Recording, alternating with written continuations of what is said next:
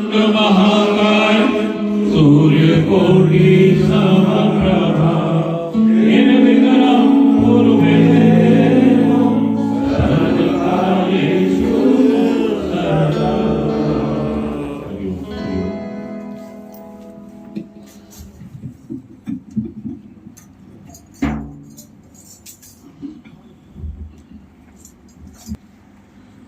आज 16 तारीख है और ये साईं भगवान का पहली बरसी है। पिछले साल ही ब्रह्मलीन हुए हैं। तो बरसी और श्राद्ध इनका अपना स्थान है जीवन में। श्राद्ध यानी कि उन ब्रह्मलीन आत्माओं के प्रति हमारी श्रद्धा, हमारा समर्पण, हमारा सम्मान, हमारी कृतज्ञता और समाज के प्रति भी हमारा बहुत कर्तव्य होता है कि जितना हम सम्मान देंगे पितरों को उतने ही वो खुश होंगे और आशीर्वाद देंगे। यहाँ आशीर्वाद क्या मिलता है? घूम के हमें मिलता है सब कुछ, उनकी कृपा मिलती है।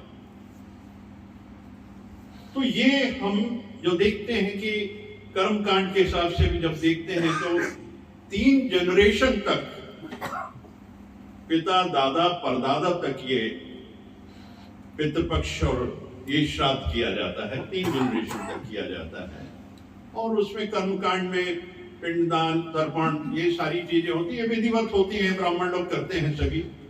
पर हमें भी जानना जरूरी है कि क्यों श्राद्ध जरूरी है और ये मानवीय भावनाओं को जागृत करते हैं और आने वाले जनरेशन के लिए संस्कार बनते जाते हैं जो कि हमको जोड़ते हैं, परिवारों से जोड़ते हैं, दादा दादी से जोड़ते हैं, परदादा से जोड़ते हैं, क्योंकि ये सब जो जीवन है रिलेशनशिप के ऊपर है, पूरा रिलेशनशिप के ऊपर है।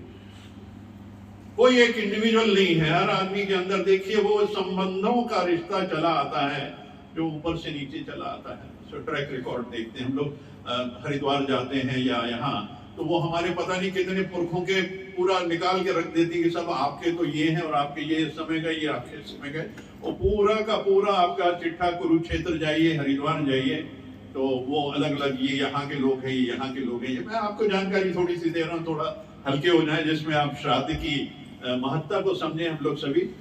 और गुरु हमारे ब्रह्मलीन हुए, अब ब्रह्मलीन हुए तब भी जरूरी है श्राद्ध करना, और वो सेलिब्रेशन है बेसिकली। श्राद्ध से हम वो अपना भाव दुखी वाला ना लाए, हम लाए खुशी वाला, क्योंकि आप उनको सम्मान दे रहे हैं, वो सम्मान आपके लिए सुख बन के चला आ रहा है, आपके लिए वो बहुत बड़ी चेतना बन के आता है।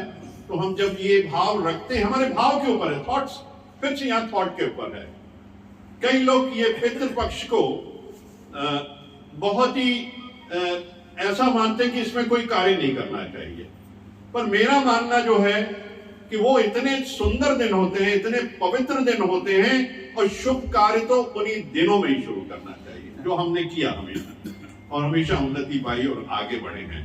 तो हम अपने ये मिथ खत्म करें, कुछ चीजों को हमको चेंज करना है, आज रहते हुए हमें कुछ चेंज करना अपने आप में, अनुभव से, और उसको अपने जीवन में उतारने से ये सारी चीजें करनी, क्योंकि अनुभव का ज्ञान है। रूढ़िवादिता पे नहीं जाना कभी भी, उसको अनुभव करो, एहसास करो और वो इंटरप्रेट करो, अपने ढंग से उसको समझो कि इसका मतलब क्या। पहले मतलब समझो, फिर आपको समझ आएगा उसके प्रति आस्था, उसके प्रति आपका सम्मान, और हमको अपना जीवन कैसे जीना है, ये सारी चीजें बहुत आएंगी, क्योंकि हम रूढ़िवादिता से निकले, क्योंकि हमने एक की धारणा बना ली, तो जड़ के रूप में अंदर चली जाती है, वो पकड़ के बैठ जाती है, हम रूढ़िवादी हो जाते हैं, उसी तरह के चल रहे हैं। हम उसको अंडरस्टैंड करें। हम लोग सब पढ़े लिखे हैं और हम पढ़ भी सकते हैं, और अपना ज्ञान से उसको ज्ञान चर्चा में इन बातों को खोल भी सकते हैं। ज्ञान चर्चा से इन बातों को खोलना है, समझना है, असलियत समझनी है, बंद आंख नहीं रखनी है, आंखें खोल के। और ये ज्ञान जो अध्यात्म का है, ये अनुभव का ज्ञान, ये बुद्ध की पद्धति जो रहती है, अनुभव का ज्ञान। और फिर अभ्यास से अपने जीवन में लाना है। वही परिपक्वता तभी आएगी जब अभ्यास से करेंगे। तो अपने दीपक स्वयं बनो। बुद्ध हमेशा कहा करते थे, अपना दीपक स्वयं बनो। अपने से ज्ञान को उठाओ, अपने ढंग से इसको समझो और फिर इसको पकड़ो। फिर आपके अंतःकरण में जो एक शांति का अनुभव होगा वो अद्वितीय होगा, वो आपका अपना होगा, कोई किराए का नहीं होगा, मांगा हुआ नहीं होगा, पढ़ा हुआ नहीं होगा, देखा हुआ नहीं होगा, एहसास किया होगा। हमको एहसास करना है। ये अनुभव का ज्ञान जितना है इसको एहसास करना है, महसूस करना है। सिर्फ हमको कुंजी पढ़ के और उसके हिसाब से उसका आंसर निकाल के नहीं रखना है। हमें तो सिर्फ मार्ग प्रदर्शक जो हमारा गुरु है साईं भगवान, जो ये हमें रास्ता दिखाते हैं कि ये अनुभव का ज्ञान, ये सारा जीवन के अनुभव है। आपकी रहनी सहनी का ज्ञान है, पूरी रहनी सहनी का ज्ञान। क्योंकि गृहस्थ सबसे उत्तम है और इसमें ही आपको रहनी सहनी का पता चलता है। पहाड़ों में जाके नहीं मिलेगा आपको, आश्रमों में जाके नहीं मिलेगा, गेरुआ कपड़े पहन लेने से नहीं मिलेगा। क्यों? गृहस्थ जीवन ही सबसे उत्तम है और यहीं से ब्रह्मचर्य का पालन यहीं से किया जा सकता है। क्योंकि जब आप गृहस्थ से कर्मातीत होते हैं, क्योंकि आपके जितने भी कर्म हैं, जो प्रारब्ध के कर्म हैं, गृहस्थ में आपके सामने आते हैं। पत्नी से सबसे ज्यादा आपके कर्म होते हैं, इसलिए वो सबसे आपके नजदीक होती है। आपको कर्म से कर्मातीत करने के लिए वो सबसे नजदीक होती है। फिर बच्चे हैं, रिश्तेदार हैं, नातेदार हैं, सत्संगी हैं, दोस्त यार, ये सब हमारे कर्म प्राणी हैं। माता पिता कर्म प्राणी हैं, इनसे हमारे पिछले जन्मों के कर्म हैं, कुछ बने हुए कर्म हैं। पत्नी से सबसे ज्यादा, क्योंकि सबसे ज्यादा वो आपके नजदीक, सबसे ज्यादा कर्म उसके साथ है, उन्हीं को आप भुगतान करते रहते हैं, तो कर्म से कर्मातीत होते हैं। इसीलिए कहते हैं ठाकुर सेवा सबसे पहले।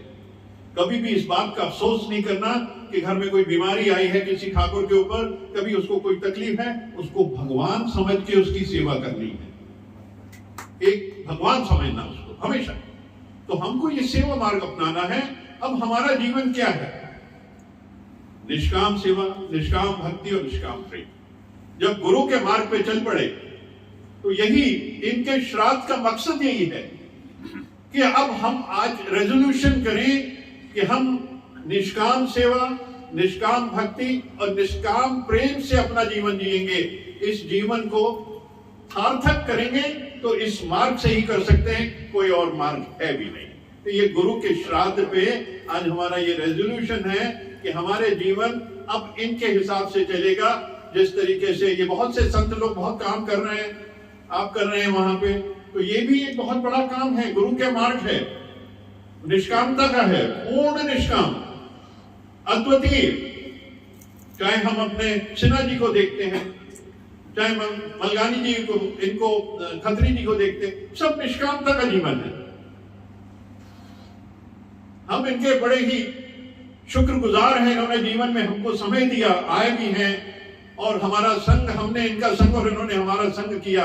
ये भी एक देखिए ऊपर प्रकृति ने चाहा है, तो जीवन में सारी चीजें घटित हुई हैं। अब इनको संस्कारों में ढालना है और प्रयोगों में ढालना है। संस्कार और प्रयोग ही तुमको जीवन में उत्तमता को ले जाएंगे। वही एक मार्ग है, यही श्राद्ध का मार्ग है। परमात्मा गुरु के प्रति हमारी श्रद्धा का मार्ग है, उनके सम्मान का मार्ग है। जब हम ये सब इस मार्ग पे चलेंगे तो हमारा गुरु कितना खुश होगा, और जहां भी रहेगा बहुत खुश होगा। और अल्टीमेटली मुक्ति वही है जब हम इस मार्ग पे चलते हैं। तो गुरु का जो डायरेक्शन है वो चाहता है कि मेरा हर शिष्य मुक्त हो जाए, इसी जन्म में मुक्त हो जाए। क्योंकि आप सबने, हम सब ने अपना जीवन देखा है कि नानक दुखिया सब संसार। ये जितना सुख दुख है संसार से ही है। ये संसार ही हमें भासता है और संसार ही लेके आता है। इसका कनेक्शन मन से बहुत ज्यादा है, क्योंकि ये जो मन है बीच में, होता तो ब्रह्म है, पर ब्रह्म करते करते हम ब्रह्म से उस ब्रह्म से भ्रम में चले जाते हैं। तभी ये व्याधियां, ये परिस्थितियां, ये हालात और इस तरीके से जो भावनाएं और हमारी जो थॉट प्रोसेस है, हमारे सोचने की शक्ति है, हम जिस डायरेक्शन में सोचने लगते हैं तो हमारे भाव परिवर्तित होते जाते हैं। तो हमको इसको पॉजिटिव ले जाना है। और इनमें इंद्रियों का बहुत बड़ा रोल है। कर्म इंद्रिया, ज्ञान इंद्रिया। चलते चलते धक्का देने वाले बहुत हैं, चलते चलते धक्का देने वाले बहुत हैं। 10 इंद्रियां, अंतःकरण, मन, बुद्धि, ये सब सत्मार्ग पर चलने नहीं देते, यही धक्का देते। कौन है धक्का देने वाले? इंद्रियां, मन, बुद्धि, चित्त, अहंकार। आंखों ने देख लिया, कानों ने सुन लिया, कुछ सूंघ लिया, कुछ शब्द दे दिया। अब ये सब क्या बन गया? ब्रह्मांड में जाके देखिए किस तरीके से परिवर्तन होता है इसका। यही एक जीव को धक्का देते हैं अपने मार्ग से हटाने के लिए। ये सबसे बड़े दुश्मन हैं और सबसे बड़े मित्र भी हैं। जिस दिन इन इंद्रियों को बाह्यमुखी से अंतर्मुखी कर लेंगे, अंदर की तरफ मोड़ लेंगे, हमारा रास्ता सुंदर कंस्ट्रक्टिव होता जाएगा और परम सत्ता, परम शक्तियों के नजदीक चलते जाएंगे। अंतो गत्वा मीरा वाला हाल होगा, मिलके एक हो जाएंगे। राह भी नहीं मिलेगी, शरीर की राह भी नहीं मिलेगी। अगर इस मार्ग पे चलेंगे तो कब मीरा कृष्ण में विलीन हो गई, कब संत परमात्मा में विलीन हो गए, इसका एहसास नहीं होगा। सिर्फ हमारा मार्ग जो जीवन मिला है, पहली सांस से आखिरी सांस के बीच में जीवन है। और जीवन में कर्म प्रधान जीवन है। पुरुषार्थ सबसे बड़ी चीज है, क्योंकि पुरुषार्थ से हम प्रारब्ध बनाते हैं। वो प्रारब्ध तो है ही है, पर कर्म और ये जो इतना पुरुषार्थ है, हमारे जितने विभाग के पुरुषार्थ है, हम जो करते हैं, वो हमारी क्रिएटिव डेस्टिनी है। हम मोड़ सकते हैं धाराओं को, हम धाराओं को मोड़ सकते हैं और इस जन्म में ही परम सत्ता से मिलके एक हो सकते हैं, जो कि हर जीव को अल्टीमेटली जाना है। कोई एडमिशन अगर हो गया गुरु के क्लासरूम में, चाहे वो 1 साल, 2 साल, 20 साल, 25 साल, 50 साल, अल्टीमेटली उसको डिग्री मिलेगी और वो मिलके एक होगा। इस भाव को जीवन में रखें तो जितना जल्दी हो इस साल में ही वो डिग्री मिल जाए और हम सब मिलके एक हो जाएं और फिर परम सत्ता के घर पे मिलें और फिर हम मौज मनाएं। फिर जैसी मौज यहाँ हो रही है, इसको स्वर्ग समझते हुए उस मौज को मानो कि हम सब मुक्त हो गए और आज अगर हम मिले हैं तो ब्रह्मांड में मिले हैं। बस ऐसा भाव पैदा करो और देखो किस तरीके से आनंद आएगा। ओम ओम ओम ओम ओम ओम ओम हरि ओम।